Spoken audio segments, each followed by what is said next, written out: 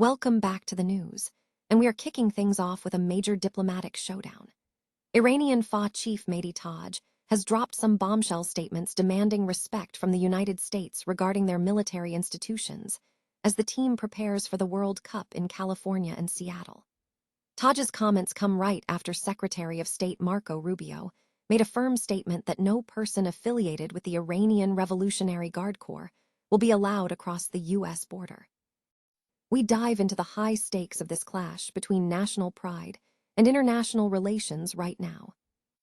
Stop using your finger for notes, sketches, and edits. This Jam Jake stylus pen gives your iPad a smoother, more precise writing feel with palm rejection so your hand can rest naturally on the screen. It charges fast, works for hours, and comes with replacement tips. Perfect for school, work, or creative projects. Check the link in the comments to grab it on Amazon. Next up, we switch gears entirely and look at the bizarre side of sports fandom. Fox Sports is opening up a wild opportunity for soccer fanatics looking to trade their day job for a lifetime of watching the action. They are hiring a chief World Cup watcher for $50,000 to live in a custom glass office right in Times Square for the entire tournament. But this isn't just about watching games. We explore the intense demands of being on display, handling marathon sessions, and becoming a social media sensation for every moment of the 2026 FIFA World Cup.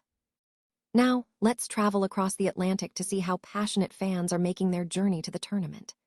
Thousands of Scotland supporters are ditching the expensive cars and taking a fleet of bright yellow school buses to Foxborough to get to the matches affordably.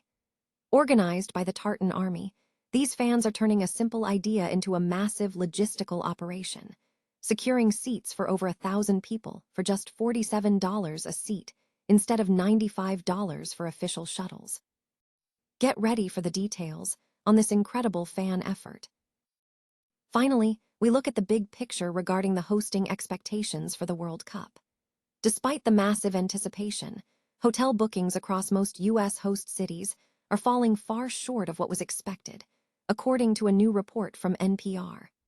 We examine why large cancellations by FIFA and lower international traveler numbers are impacting the hospitality sector, and whether American cities should be raising their expectations for the tournament ahead.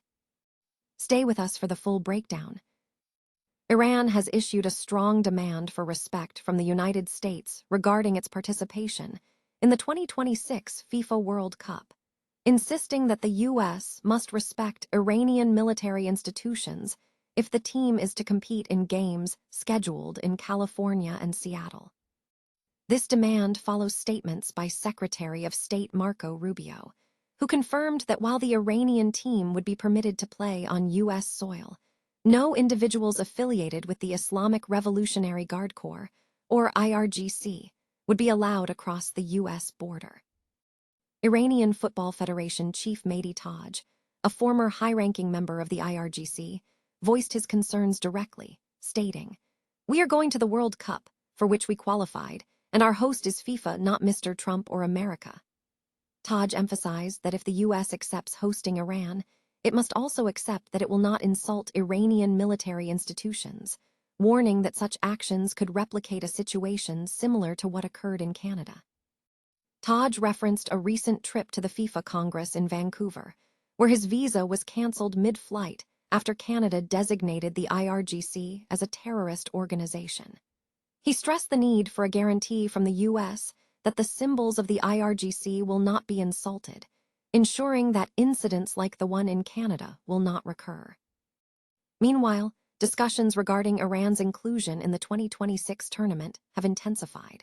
Reports indicate that an envoy for President Donald Trump reportedly suggested to FIFA in April that Italy replace Iran in the tournament. United States Special Envoy Paolo Zampalli conveyed this suggestion to FIFA President Gianni Infantino, noting that Italy's pedigree, having won 4 titles, would make them a strong candidate for a U.S.-hosted event. This suggestion was reportedly aimed at helping mend relations between President Trump and Italian Prime Minister Giorgia Meloni. Despite the political tensions, FIFA President Gianni Infantino has affirmed that Iran will, for sure, participate in the World Cup, even amid the ongoing conflict involving the U.S. Fox Sports is offering a unique career opportunity for passionate soccer fans seeking a significant change, advertising a $50,000 position as a chief World Cup watcher. The role involves dedicating 7 weeks, from June 6 to July 29, to watching every minute of the 2026 FIFA World Cup, encompassing all 104 matches. The position requires the selected candidate to relocate to New York City and work from a custom glass office situated in Times Square, transforming the experience into a high-profile, corporate-style viewing experience. Beyond the compensation, the job demands significant commitment. Candidates must be prepared for marathon viewing sessions, as the role requires full emotional engagement, displaying ecstasy after goals, anxiety during penalty shootouts, and heartbreak during knockout rounds. The role is highly public. The Times Square office is a transparent plexiglass cube, exposing the watcher to thousands of daily tourists and commuters. The ideal candidate must be comfortable being on display, embracing the role as an exhibition. Furthermore, success in this position hinges on social media aptitude. Applicants need to be proficient in creating engaging social content daily, demonstrating an ability to speak confidently on camera, and possessing a strong social media presence across various platforms. The job emphasizes personality and entertainment value over deep soccer expertise, seeking someone who can generate fun banter and content. Fox Sports is currently accepting applications via Indeed for this unconventional role. A unique and cost-effective travel plan is underway for approximately 1,100 Scotland supporters heading to the World Cup matches in Foxborough, Massachusetts, utilizing a fleet of bright yellow school buses instead of traditional transport. The initiative was spearheaded by members of the Tartan Army, Scotland's national soccer team fanbase, driven primarily by financial considerations. Finding Boston too expensive, supporters opted to book accommodation in Providence, Rhode Island, where costs were more manageable. This led to the creation of a central organizing hub, a WhatsApp group named the Providence Tartan Army, which grew to nearly 1,000 members to coordinate travel and logistics. The group's organizational efforts culminated in the unconventional transportation idea. Organizers leveraged match days coinciding with school bus availability to secure over 20 buses, accommodating the planned 1,100 fans. This fan-organized transport offers significant savings, costing roughly $47 per seat compared to the $95 fee for official stadium shuttles. While the buses are noted for being tight and lacking modern amenities, supporters embrace the experience, emphasizing the camaraderie and the availability of provisions. Beyond transportation, the organizers have fostered a vibrant community. Plans include trips to New York, river cruises, and social events across Providence and Boston. A major planned event is a march through Providence on June 18, featuring traditional Scottish music and dress, led by the Rhode Island Highlanders Pipe Band, expected to draw thousands. Furthermore, the group is raising funds for Hasbro Children's Hospital as a gesture of community support. Despite the enthusiasm, the surge in visitor numbers has presented challenges, including canceled reservations and increased accommodation prices for some attendees.